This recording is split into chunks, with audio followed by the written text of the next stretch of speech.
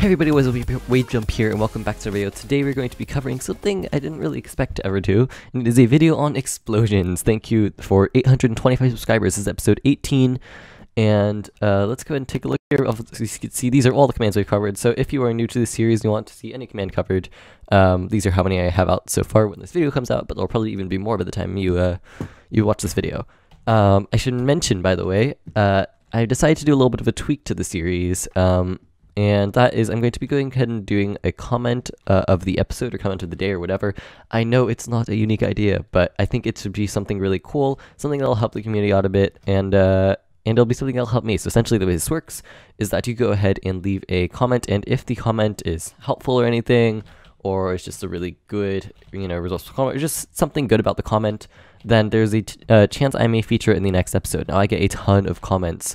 Like I get over 100 per month, so there's not a super high chance that you'll be featured. But if you do comment and you do have a good comment, I will feature you. In this case, I'm going to be featuring one of my longer time viewers, Sanic Hammer, who went ahead and commented saying, "Wave, instead of putting the episode title as a title, put it as a subtitle and the episode number as a title in the title, because it would fit better and look more professional." And I do absolutely agree that this looks a lot better. I don't know why I wasn't doing that in the first place. But anyways, as I said, we're going to be covering explosions in this episode. So what do I mean by explosions? Well, I'm going to be covering all sorts of different types of explosions that you could create. So, going ahead and showing you, for example, how to create a creeper custom explosion, where if you were to grab a flint and steel, you could have a creeper, completely decimate absolutely everything. And we could, of course, change custom explosion power of that and do all sorts of fun stuff there. I'm showing you, how to go ahead and create a fireball that you could shoot in any direction, and destroy stuff with. I'm showing you all sorts of different stuff you create explosions with, essentially. And actually, the funny part about this episode is that, originally I got an idea from a kind of joke message from Winterstorm Gaming, because I went on my Discord and I said, "Hey, anybody, do you have any ideas for what you want for this episode?" And if I read off Winter's thing right here, which I may or may not, have edited into the video, he replied with, quote, "How to explode Dave." No idea what that's supposed to mean, but I thought explode. Well, that'd be interesting if I made a video on explosions, so I made a video on explosions. But anyway, starting off with the first one here, given that we're over 2 minutes in, haven't even started. This first one here, by the commands I'll try and put down in the description below if I remember. The first one here is one that lets you go ahead and create custom creepers. So the thing about creepers, right? Creepers have a decent explosion radius typically, right? You go ahead and grab them, you summon them in, you light them, and they explode. Of course, by the way, if you have game rule mob griefing set to false, it'll go ahead and disable creepers from blowing anything up. But what I went ahead and did here is I did summon creeper 1 block above this command block. So of course, you're going to want to know the summon command for this episode. So if you don't know that, I should have a couple of videos on it, which you could just find by searching Wavejump game summon. And I did 2 different things. One, I added a little tag onto the end here, and this says powered :1. Now what this means is that the creeper is going to be powered, because 1 is true, 0 is false. So let's imagine this says powered is true. Well, what that means is that the creeper is going to be powered, and what powered means is that, is what happens when it gets struck by lightning. It's when you have that crazy lightning shell thing around it. And then explosion radius, that lets you go and set how big of an area it'll explode. So currently it's set to 10. You'll notice it does a decent amount of damage. It gets rid of almost all this glowstone. By the way, I'm doing this on a copy of my normal world, so I don't accidentally end up ruining my world. But say I wanted, for example, to go ahead and... sorry about that. I was going to say is, say we were to want to go ahead and make the explosion bigger here, right? So let's, instead of just eradicating part of the glowstone, let's eradicate all the glowstone. So let's set the explosion radius to 15 instead. Because explosion radius is the tag that lets you go and set how big the explosion is, and if I do run that, you'll notice it still doesn't quite get everything. By the way, I should also mention here, I have a little thing to summon a villager, so we can go ahead and see the explosion is big enough to go ahead and cause it to die. Let's go ahead and check that out there. Obviously, I'm not in survival, because then I wouldn't be able to show this stuff off, because I would be dead every 3 seconds. Anyways, but let's go ahead here and change the explosion radius to 30. Now, the thing to be careful about with explosion radius is that, say you have nearby buildings, those buildings could be destroyed if you're not careful with explosion radiation. In fact, that's why I'm using a copy of this world. But let's go ahead here, watch the ceiling, and there we go. It's well, no, almost. Let's go ahead and increase it even more. I'm not sure why it didn't work that time.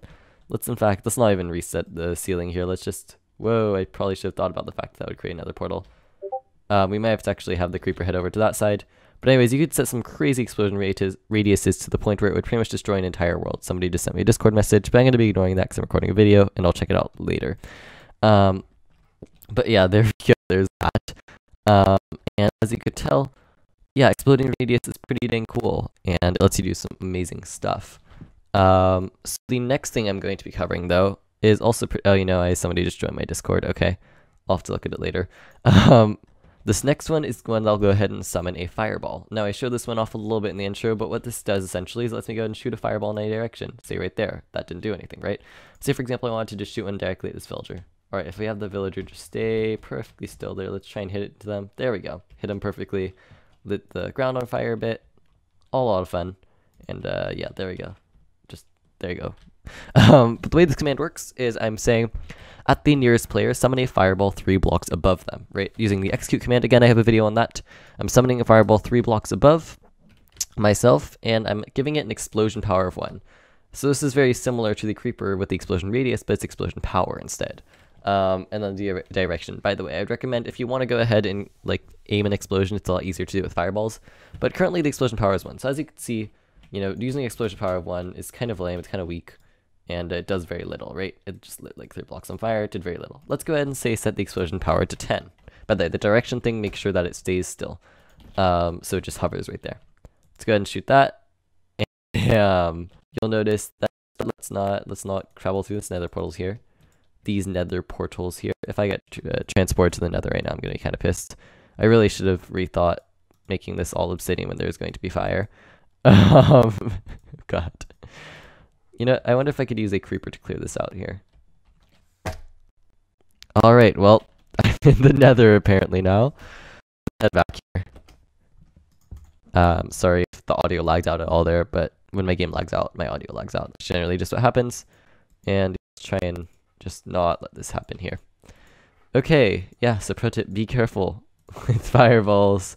And generally just fire because you don't want accidental nether portals. Blah, blah, blah. Yeah, I should probably not let that happen. But anyways, yeah, you could set the explosion power of that fireball, and I did not mean to get rid of that. Let's see. Let me retype that command. So again, execute at P at the nearest player. At its current location, we're going to tell it to summon a fireball. Right, and we're going to do this 3 blocks above it. By the way, if there are any parts of this that you're confused about, I should have a video on almost every single part of this. So just, yeah, I have them on my channel. Pretty helpful, hopefully.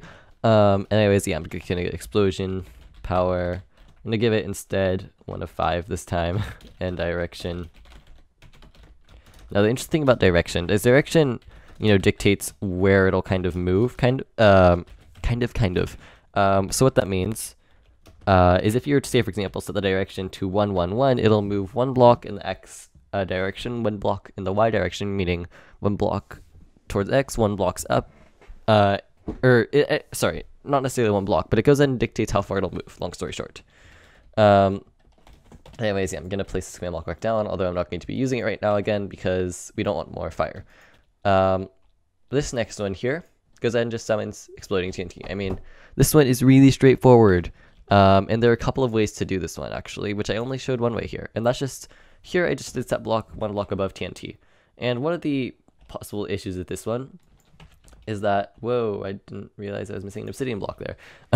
Because I'm setting the block above it to TNT, and it's being powered itself by the button, it only matter what explode. Say, for example, I did 2 blocks above, though, it won't immediately explode. Fairly simple, right? You would light it with flint and steel if you want to explode. What you could also do is you could summon. So you could do summon 2 blocks above TNT, or sorry, no, summon TNT 2 blocks above, because consistency, right?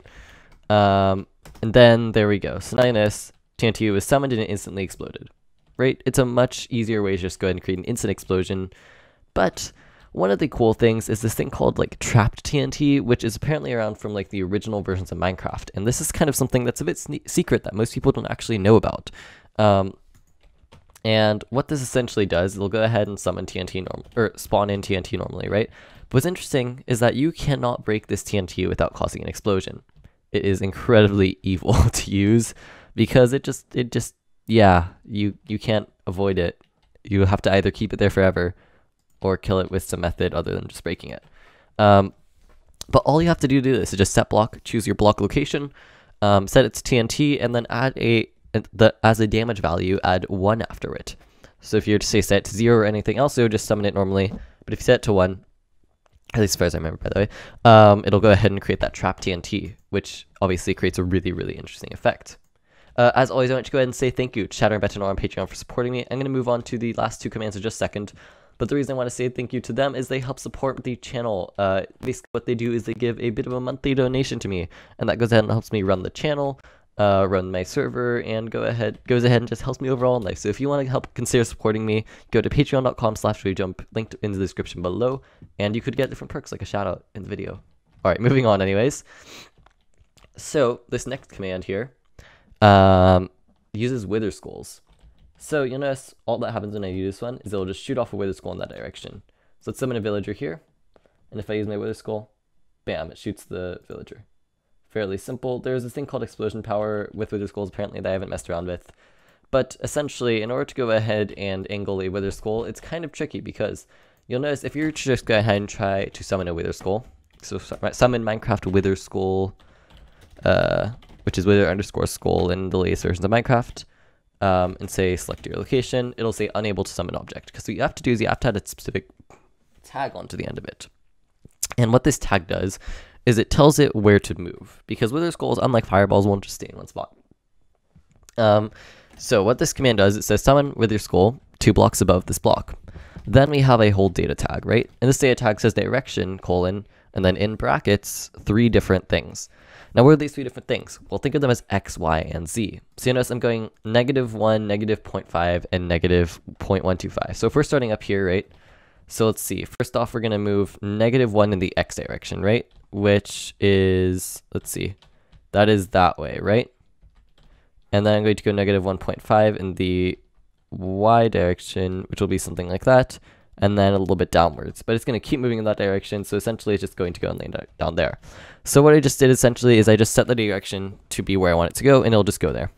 Now the thing about Wither Skulls, they're obviously not as powerful as the other things, but you could, you know, they're just fun to do, and you could mess around a lot with them. For example, you could probably create a chain of like 500 command blocks that all summon a Wither Skull in the same spot, going towards the same location, pelting a player or something, and that would probably be incredibly deadly. And if you don't want to just eliminate everything in a single blow with something like what we did before.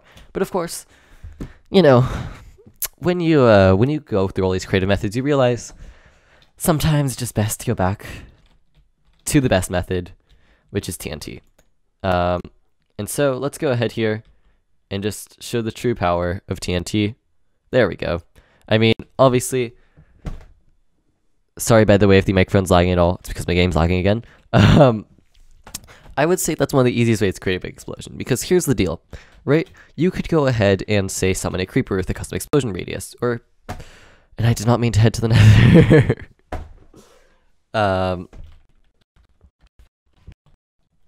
One moment here. Yeah, stop teleporting me. Okay. So what I was trying to say is you could go ahead and create a custom explosion radius or anything, right? That's always really fun, but it takes a long time sometimes to write the command out. And you know, if you want to plan destruction, sure, one of the best ways to do that might be using what we just used, which was that super crazy long TNT, or super crazy long command right here with, say, fireball and a custom explosion power that could blow up an entire world, right?